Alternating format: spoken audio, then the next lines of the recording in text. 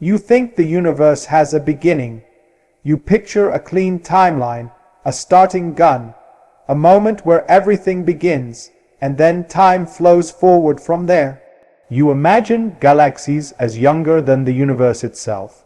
They must be. That's how causality works. That's how stories work. But that picture is comfortable. And comfort is usually a warning sign. You trust that when a telescope looks farther away, it looks further back in time, but never too far, never beyond the rules you're used to. You believe older than the universe is a contradiction, a bad headline, a misunderstanding, because how could anything exist before the thing that contains it? That question feels settled, closed, safe, and that's exactly the problem. Because when Hubble looked deeper than it was supposed to, it didn't find noise. It didn't find error. It found objects that don't fit inside your mental picture at all. Not rare, not subtle. Just wrong, and once you take them seriously, the idea of our universe being the whole story starts to feel optional. You were told the universe began. Not gently, not ambiguously. You were given a date, a story, a name, the Big Bang, and the name does something dangerous. It smuggles in an image, an explosion, a point, a moment where everything suddenly exists. But that picture was never part of the theory. It was added later, by intuition trying to survive. The actual mathematics doesn't describe a birth. It describes a boundary, a place where our equations stop working. That distinction matters more than it sounds. Because a boundary is not an event. It's not something that happens. It's a limit to what a description can say. Imagine tracing a map until the paper ends. You don't conclude the land stops there. You conclude the map does. The Big Bang is like that edge of the paper. When physicists rewind the equations of cosmic expansion, they don't arrive at a fireball bursting into existence. They arrive at numbers blowing up, densities becoming infinite, time itself collapsing into a mathematical singularity. And singularities are not things. They are warning signs. They tell you, this model has reached the end of its authority. But over time, that warning got misheard as a story, a beginning you could imagine, a cosmic zero, a first tick of a universal clock. And once you accept that picture, everything else quietly lines up behind it. Galaxies must be younger than the universe. Time must exist before events. Nothing can precede the beginning. Those assumptions feel obvious because they're tidy. But physics is rarely tidy. General relativity does not say the universe came from nothing.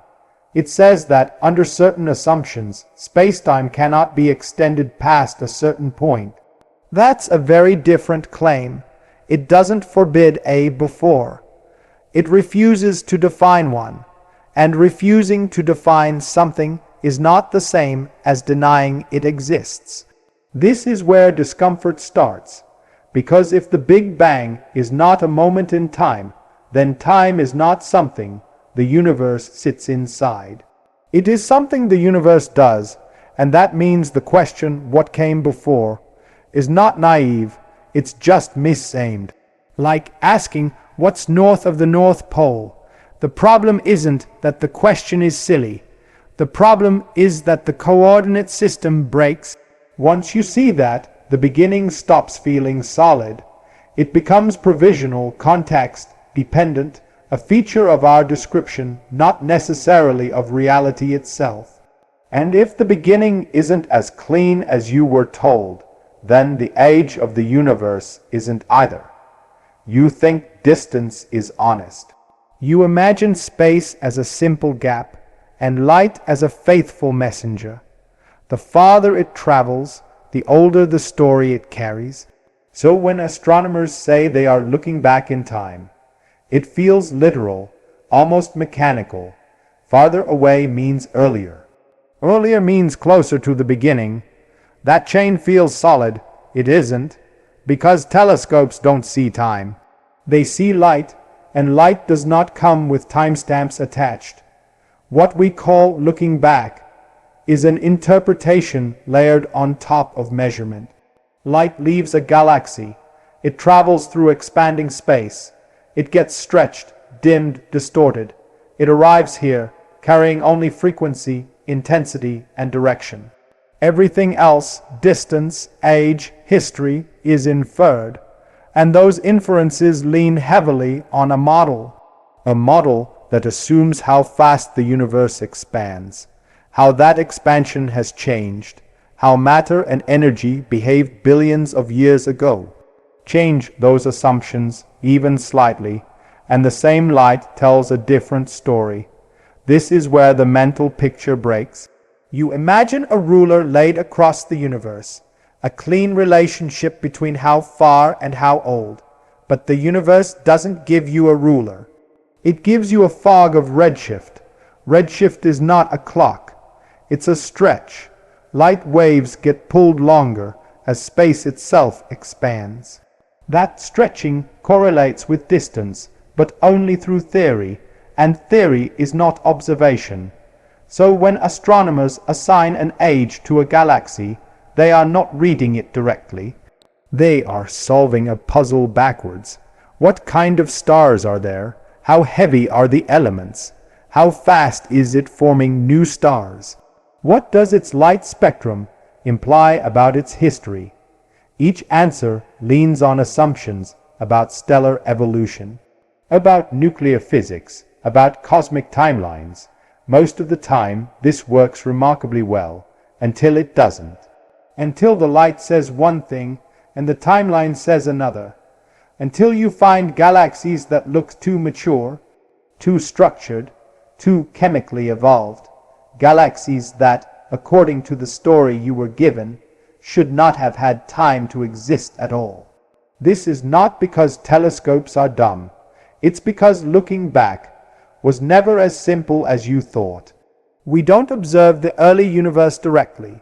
We reconstruct it, and reconstructions can crack, especially when the object you're reconstructing sits uncomfortably close to the edge of your model, near the so-called beginning.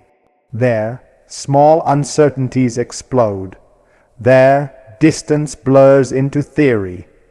Age blurs into assumption, and suddenly the phrase older than the universe doesn't sound poetic. It sounds like a bookkeeping problem, a mismatch between what the light implies and what the timeline allows. At that point, something has to give. Either the object is wrong, or the story about time is. You're trained to distrust impossible results. That instinct is usually healthy. If a measurement contradicts a foundational rule, you assume error. Bad data, miscalibration, overinterpretation. Physics survives by being suspicious, but suspicion has limits, because sometimes the anomaly doesn't go away. Hubble did not see these galaxies once. It saw them repeatedly, in different surveys, with different instruments, through different filters, and each time the same discomfort returned. These galaxies were too developed, not slightly ahead of schedule, radically ahead. They showed organized structure when chaos was expected. Heavy elements when only hydrogen should dominate. Star populations that implied long, complex histories. According to the standard timeline, the universe simply wasn't old enough to build them. This is where language gets dangerous. Headlines say older than the universe, because there is no clean phrase for what's actually wrong. The galaxies are not literally older than everything else. They are older than the model allows, and that distinction matters. Because the model is not optional, the age of the universe, about 8 billion years, is not measured directly. It's inferred from cosmic expansion, background radiation, and gravitational dynamics. Those pieces fit together impressively well. But they fit together as a system. If one part is stressed, the tension spreads. These galaxies don't just challenge galaxy formation theories. They challenge the clock itself. To make them fit, you have to bend something. You can speed up star formation to unrealistic rates. You can assume unknown feedback processes. You can tweak dark matter behavior, or you can question something deeper. The assumption that cosmic time is globally synchronized. The idea that every region of the universe shares the same age. That assumption is so deeply baked in that most people never notice it's there. We talk about the age of the universe as if it's a property like mass or temperature. But age requires a clock, and clocks require agreement about what counts as now. In an expanding universe with horizons, that agreement is not guaranteed. These galaxies are not screaming new physics loudly. They're whispering something worse. They're saying the timeline you rely on may be locally valid, but globally incomplete. That what you call early depends on where you stand and how you measure. At first, physicists tried to fix the galaxies, but the more carefully they were examined, the less broken they looked. They weren't blurry. They weren't statistical flukes. They weren't instrument ghosts. They were consistent, which leaves an uncomfortable possibility that older than the universe is not a mistake in observation, but a mistake in intuition. That the universe doesn't age the way you think it does, and once that door opens, time itself becomes the next suspect. You imagine time as a backdrop, a silent stage that events walk across. First this happens, then that happens, all of it flowing forward everywhere the same way. That picture feels unavoidable. It's how memory works. It's how language works. But physics abandoned that picture a long time ago. In relativity, time is not a universal current. It is a local measurement. Each object carries its own clock. Each clock ticks according to its motion and gravity. There is no master timekeeper in the universe.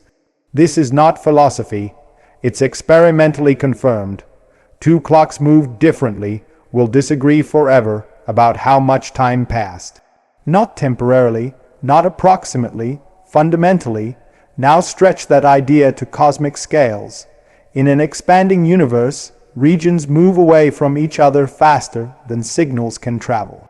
They lose causal contact. They cannot compare clocks. So what does the same age even mean? When cosmologists talk about cosmic time, they are not describing a physical substance. They are choosing a convenient slicing of space-time, a way to label events so the equations behave. That choice works well near us. It works well for the cosmic microwave background. It works well for a large class of observations. But it is a convention, not a law of nature. The moment you forget that, trouble starts, because conventions feel real until they fail. If time is local, then early and late are not absolute. They are relational.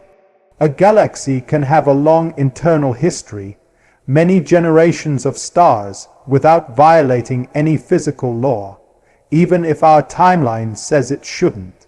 The contradiction only exists if you insist on a single global clock, but the universe never promised you one. This reframes the anomaly. Those galaxies are not breaking time. They are exposing how fragile your idea of time was to begin with. You were taught to imagine the universe as an object inside time, but relativity flips that. Time is inside the universe, and not uniformly. Once you accept that, the phrase older than the universe dissolves. Not because it's wrong, but because it's ill-posed. Older than which time slicing? Older according to whose clock? The deeper problem is not the galaxies. It's the assumption that the universe has a single shared birthday. That assumption is emotionally satisfying. It gives history a clean start. But physics does not owe you emotional closure. It owes you consistency. And consistency allows a universe where different regions do not agree on age and never could. Once that's on the table, the story of one universe, one timeline, one beginning starts to feel less like a fact and more like a habit. You talk about the universe as if it's one thing. One history, one past, one unfolding narrative that everything belongs to. That assumption feels natural because stories have structure. Beginnings, middles, ends. But physics is not obligated to tell a story you can summarize. When cosmologists model the universe, they don't describe a single movie playing everywhere at once. They describe regions, patches of space-time with their own conditions, their own histories, their own causal limits. Inflation, the rapid expansion thought to have occurred early on, makes this unavoidable. Inflation doesn't just stretch space. It isolates it. Tiny quantum fluctuations get blown up into vast, disconnected domains. Each one cools, evolves, and structures itself without consulting the others. From inside one domain, everything looks coherent. There's a background glow, a smooth expansion, a shared cosmic clock that seems to make sense. But that clock is parochial. It works because your region is internally synchronized, not because the universe is globally unified. This is where the discomfort deepens. The galaxies Hubble observed may belong to regions whose internal histories are long, complex, and entirely self-consistent, even if they don't line up cleanly with our reconstructed timeline. Not because they're from a different universe, in the sci-fi sense, but because the idea of a single cosmic story was always an oversimplification. You don't live in the universe. You live in a causally connected subset of it. Beyond that subset, time coordination breaks down. Age becomes ambiguous. Before and after lose their global meaning. This doesn't require speculative multiverses or exotic dimensions. It falls straight out of known physics once you stop insisting on narrative simplicity. We only call it the universe because our observations overlap enough to make it feel whole. But wholeness is an illusion created by shared causality. The moment you look far enough back or far enough away, that illusion fractures. Those ancient-looking galaxies may not be violating cosmic history. They may be reminding you that cosmic history was never singular to begin with. One universe, many timelines, no master script. And once that idea settles in, the role of observation itself becomes suspect. Because if reality is not one story, what does it mean to see it at all? You trust observation because it feels direct.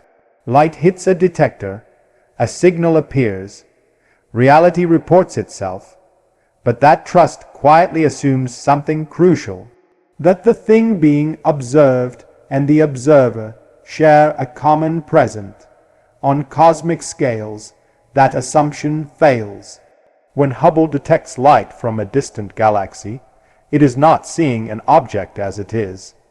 It is intercepting a signal that has been traveling through changing spacetime for billions of years.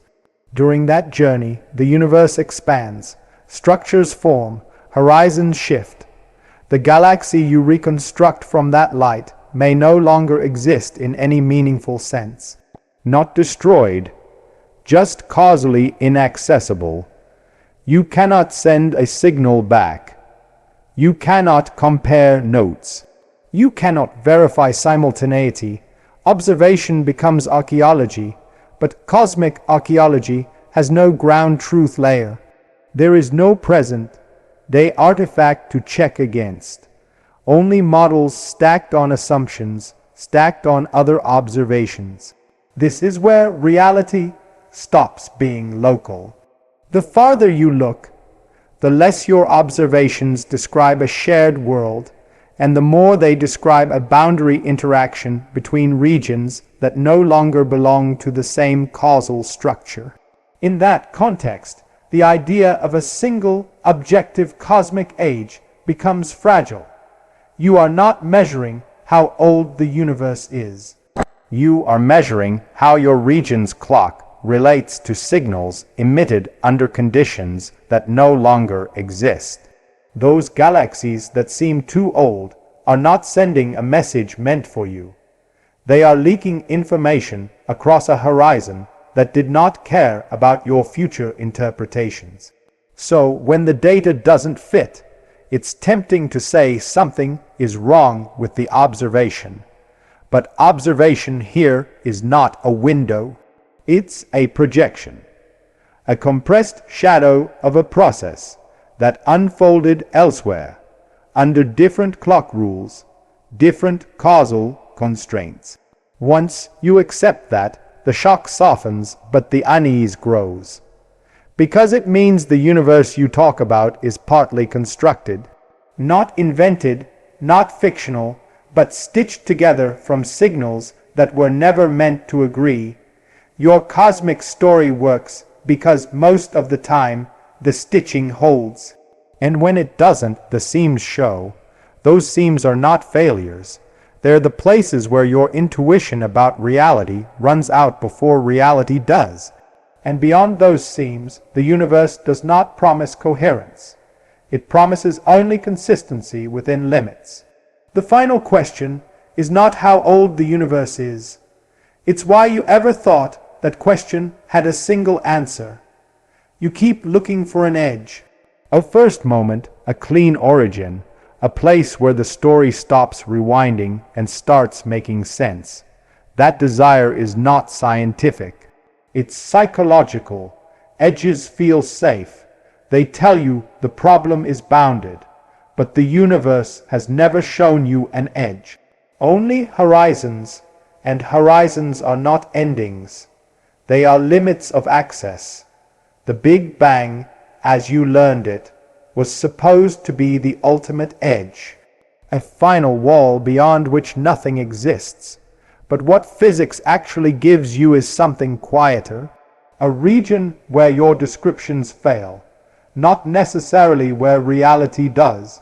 Once you stop treating time as a container, once you stop demanding a single cosmic clock, the obsession with a beginning loosens. The universe no longer needs to start. It only needs to be locally consistent. Galaxies can have deep histories without violating anything fundamental.